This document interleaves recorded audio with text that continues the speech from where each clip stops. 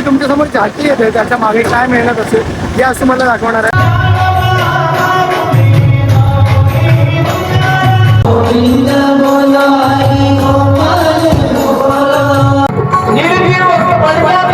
पूर्व पुण्याई असलीच पाहिजे, त्याशिवाय एवढ्या महान कथेला.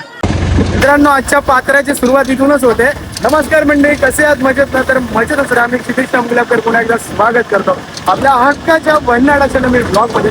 तर मित्रांनो, जी तुमच्यासमोर झाकी येते त्याच्या मागे काय मेहनत असेल हे असं मला दाखवणार आहे. तो हे बघा. दर्शन, काय बोलशील? कुठे चाललो आपण आज? आम्ही आज ज्ञानेश्वर माऊली आपले भिंत चालवली आहे ना, त्याच्यामध्ये आम्ही हे आपला टेबल आहे हा घेऊन जातोय वेल्डिंग साठी आणि त्याला व्हील बसवणार 4 आणि मग ती ट्रॉली सारखी आम्ही बनवणार. आता चाललं आम्ही वेल्डर कडे. ओके, बोला राधा कृष्ण भगवान की जय. म्हणजे एक झाकी दाखवण्यासाठी म्हणजे त्याच्यामध्ये रिअल जिवंतपणा येण्यासाठी काय काय करावं लागतं. मेन म्हणजे याच्यामध्ये आनंद आहे. जर आनंद असेल तर कोणतंही काम करायला मजा येते. काय ना, आम्हाला हे याच्यामध्ये काम करायला खूप आनंद येतो. खूप म्हणजे खूपच आनंद. आम्ही ह्या कामासाठी लय उत्साहात असतो. आम्ही भरपूरच उत्साहात असतो. आम्हाला खूप मजा येते हे काम करायला. चलो, हे बघा, अशी पण राईड कल्चर झाली पाहिजे. अरे वा, हा टेबल आहे आणि त्याला तिथे व्हील आले, चाक आणलेले 4. याचं हा टेबल याचं भिंत म्हणून आपण चालवणार आहोत. सो आता हे जे करतोय ते पडद्यावर कसं उतरणार आहे त्याच्यावर आहे. आणि पडद्यावर उतरल्यानंतर जो फील असतो तो वेगळाच असतो. म्हणजे मावल हलून जातो. म्हणजे भारी वाटत ते. तुम्ही बघा, मी सांगण्यापेक्षा तुम्ही ते बघायला फील करा, ते भारी असणार आहे. तर मित्रांनो, आता आपण काढलं आपला टेबल आणि आता या टेबलला हे व्हील लावणार आहे. दाखव. जे व्हील आहेत ना, हे चाक आहेत, ते 4 बाजूने 4 लावणार आहेत. त्याच्याने आपली भिंत चालणार आहे. सो आता आपण जातो वेल्डिंग करायला. आणि इथे रॉड लाव. बरोबर. ही उलट आयडिया चांगली आहे. आता वेल्डिंग साठी तयारी करतात. आपली आज भिंत चालणार आहे मंदिरामध्ये. हे हाणलाव कसं म्हणते, कपे भरायचे आहेत काय? ते कप्पे काढले टायर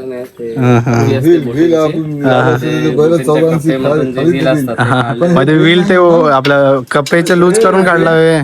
कप्प्यांचे अच्छा, नाही ते हे द्यायचं.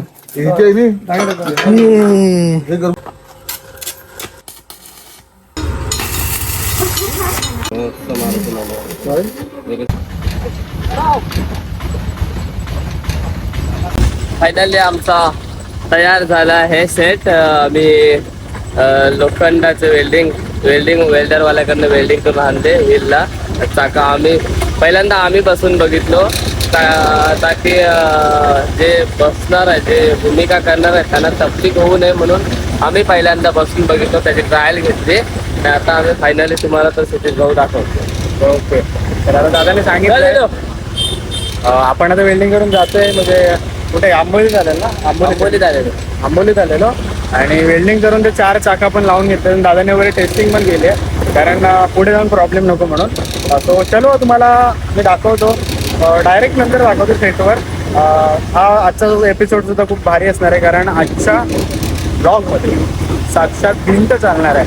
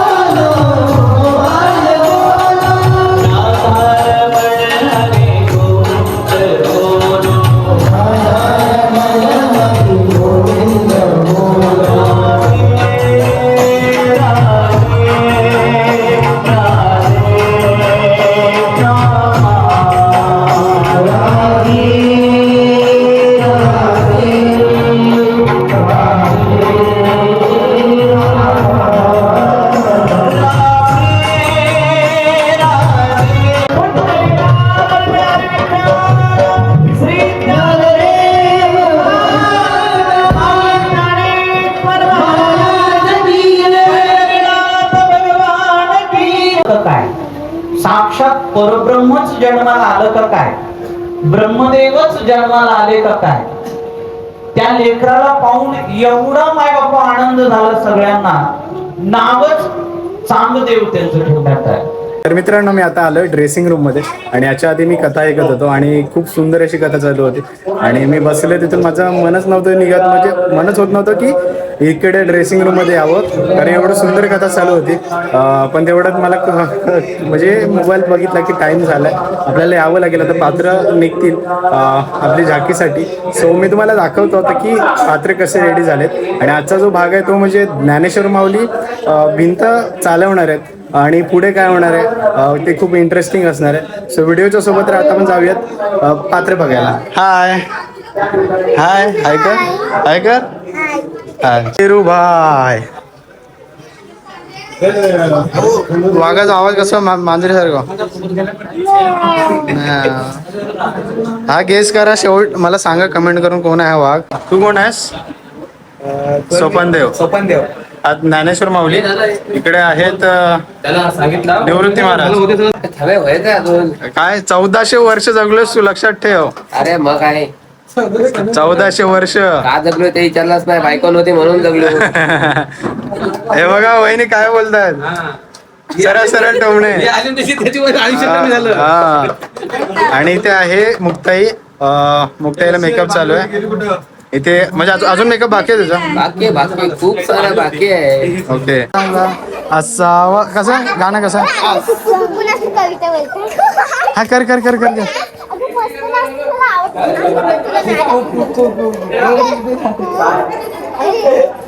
कसं कसं असं कसं कसं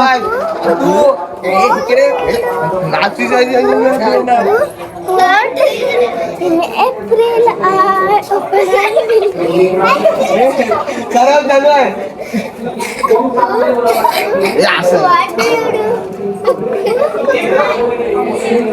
तुला माहिती आहे, तुला माहिती आहे काय झाला चालू होता कॅमेरा चाल. आता तू व्हायरल व्हायरल. लाईक करा, सबस्क्राईब करा. बोल बोल बोल लवकर, मला डिलीट करून माहिती मग. दौलत ती भिंत जेव्हा निघाली आणि निघाल्यानंतर माय बाबा तिकडून चांगदेव महाराज आले. ज्यावेळेस चांगदेव महाराज आले, विश्रांत वडे आळंदी पासून काही अंतरावरती विश्रांत वड आहे आणि त्या विश्रांत वडाच्या ठिकाणी माय बाबा ज्ञानोबारायांना त्या पडक्या भिंतीवर येताना त्या चांगदेव महाराजांनी पाहिलं आणि चांगदेव महाराजांच्या हातातलं सर्प आपोआप सुटलं. तो हातातला सर्प सुटला आणि चांगदेव महाराज माय बाबा वाघावरनं उडी मारतायत आणि धावत पळत जाऊन. मला सांगा, चांगदेव महाराजांनी उडी मारल्यानंतर त्या शिष्य बसून राहिले असतील का? सगळ्यांनी आपले आपले वाहन सोडले आणि चांगदेव महाराजांसह माय बाबा त्या ठिकाणी लोटांगण घातलं. उपजताची ज्ञानी हे वर्ण जाणोनी आले लोटांगणे चांगदेव, आले लोटांगणे चांगदेव. चांगदेव महाराजांनी लोटांगण घातलं. माऊलींनी माय बाबा त्यांना खांद्याला धरून उभं केलं आणि माऊली त्यांना प्रणाम करतायत. बघा बरं का, हा एवढा मोठेपणा माऊली. माऊली ज्ञानेश्वरा ओम नमो श्री ज्ञानेश्वरा.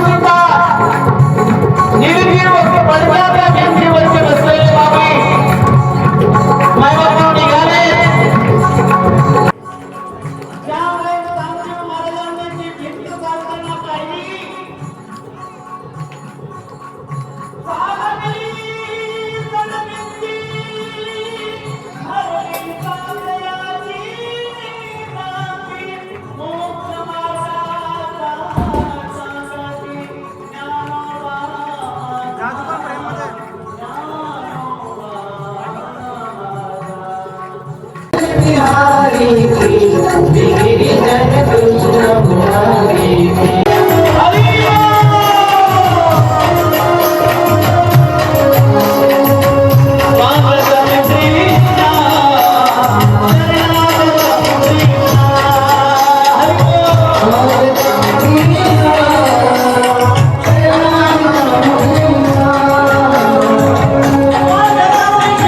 वाजव टाळ्या वाजव.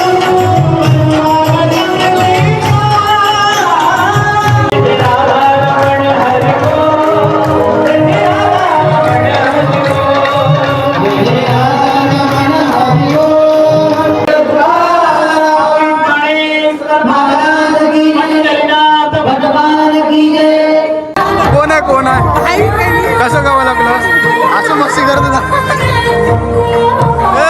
वा लागला ना तुला, वा लागला ना तुला.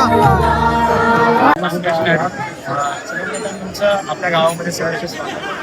तुमच्याच मार्गदर्शनाखाली आपला सप्ताह चालू असतो आणि आज तुमचं आपल्या गावामध्ये आगमन झालं आणि भावकथा म्हणजे आपल्या ज्ञानेश्वर म्हणून कथा जीवनचरित्र चालू असताना आज तुम्ही सुद्धा इथे उपस्थित होतात. त्याच्यामध्ये आपलं एक आकर्षाची गोष्ट म्हणजे झाकी असते आणि ओव्हरऑल कथा तुम्ही ऐकलीत. तर या कथेबद्दल तुम्हाला काय वाटेल, तुम्ही काय सांगाल? प्रथमतः राधाकृष्ण सेवा मंडळाच्या वतीनं संपन्न होणारा अखंड रामायण सप्ताह हे एक अलौकिकच आहे. दिवसेगणिक त्याची जे वृद्धी आहे ती वाढत चाललेली आहे, प्रसिद्धी वाढत चाललेली आहे. प्रत्येक कीर्तनकार, प्रवचनकार, वक्ता, गायक, वादक सगळेजण इथे उपस्थित राहण्यास इच्छा व्यक्त करतात. याचं कारण या गोष्टीशी किंवा अतिशय उत्साहपूर्ण होणारं इथे गावातलं एक वातावरण जर पाहिलं तर कोळी बांधवांकडून अशा पद्धतीचा हा कार्यक्रम होणं हे खरंच सांगता येत नाही की ही कुठली तरी पूर्व पुण्याई असलीच पाहिजे. त्याशिवाय एवढ्या महान कथेला ते प्रवृत्त होत नाहीत. आज आयोजक करणारी जी कोणी मंडळी असतील, ग्रामस्थांपैकी असतील, ज्यांनी काही योगदान वगैरे दिलं असेल, तेव्हा मी खूप धन्यवाद देतोय. आणि त्यातही मी असं म्हणेन की एकंदरीत ज्ञानेश्वरीची भावकथा आपण म्हणतोय की ज्ञानोबरायांचं जीवनचरित्र आज काळामध्ये या मोबाईल होऊन या ज्ञानोबरायांच्या जीवनचरित्राशी कुठेतरी आपलं नातं जोडलं गेलं पाहिजे. ती खरी जी संकल्पना इथं सिद्ध झाली आहे ती खूप प्रभावी झाली आहे. मला असं वाटतंय तरुणांनी सुद्धा या कथेमध्ये समरस व्हावं आणि आपल्या पूर्वजाचा इतिहासाला आपण त्याला न्याय द्यावा. कारण हा जो इतिहास आहे तो ऐकल्याशिवाय आम्हाला कळणार नाही. त्या मुळाशी जाणं गरजेचं आहे. आज निरंजन भाईने जे वक्तृत्व या ठिकाणी केलंय, जी भावकथा या ठिकाणी उभी केली आहे ती खरंच लाक्षणिक होती आणि खूप हेवा करावा त्यांचं किंवा कौतुक करावं एवढंच थोडंच म्हणेन. आणि सगळ्या ग्रामस्थांच्या वतीनं संपन्न होणारा कार्यक्रम त्यामध्ये आमच्याकडे असलेला हा योगदान जे ज्यांचे नेतृत्व माझे पिताश्री दत्तू महाराज कोलटकर महाराजांच्या या उपस्थितीमध्ये हा कार्यक्रम संपन्न होतोय. मलाही खूप या कथेला सहभाग घेता आला. मी मला स्वतःला धन्य समजतो आणि खूप सगळ्यांना धन्यवाद देतो. रामकृष्णारी मंडळी, आता आपला पात्र आणि आपलं प्रवचन संपूर्ण झालंय आणि उद्याची जी कथा असेल ती मी उद्याच सांगेन. पण आजचा कार्यक्रम खूप सुंदर पार पडला. बाकी तुम्हाला कसं वाटलं आणि तुम्हाला असं जाणवलं का की तुम्ही सोबत आहात, तर नक्कीच कमेंटमध्ये सांगा. आणि व्हिडिओ आवडला असेल लाईक करा, सबस्क्राईब करा आणि शेअर करायला विसरू नका. तोपर्यंत मिळत अशाच काही खास ब्लॉगमध्ये आणि घेतो ना tata bye bye. Ganpati Bappa Morya. रामकृष्णारी. Radhe Radhe.